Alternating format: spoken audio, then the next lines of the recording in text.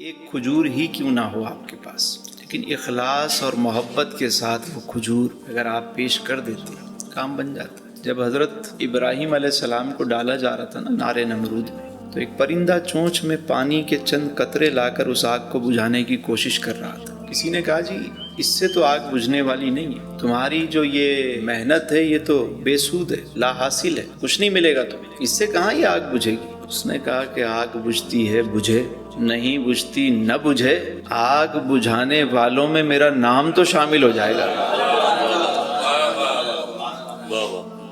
آپ دل سے پیش کر دیں. حضور غار ثور میں تشریف لے گئے تو مکڑی نے آ کے جالا بن دیا، کبوتری نے انڈے دے دیے.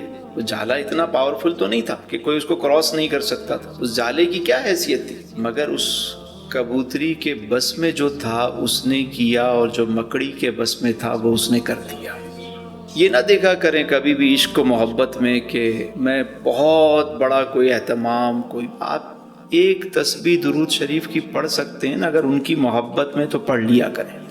آج سمجھ میں آ رہی ہے نا. بس آج ایک تحفہ میں آپ سے آج کی محفل میں چاہوں گا کہ آپ لیتے ہوئے جائیں کہ آج سے نیت کریں سارے حضرات، کوئی ایک نیک عمل آج سے ان کی محبت میں، اللہ اور اس کے رسول کی خاطر کوئی ایک نیک عمل اپنی زندگی میں ایڈ کر لیں.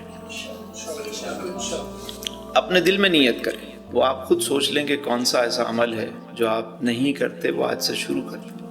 ایک نیک عمل، اور یہ نیت کریں کہ کوئی ایک بری عادت میں آج سے ان کی محبت میں، ان کی رضا کی خاطر وہ آج سے میں اس کو ختم کرتا ہوں. اپنے طور پہ اپنے دل میں نیت کریں کہ آج سے یہ ایک نیک کام میں شروع کر رہا، بھلے وہ درود شریف کی ایک تسبیح کیوں نہ ہو. جو نماز نہیں پڑھتا وہ نماز کے بارے میں سوچ سکتا ہے.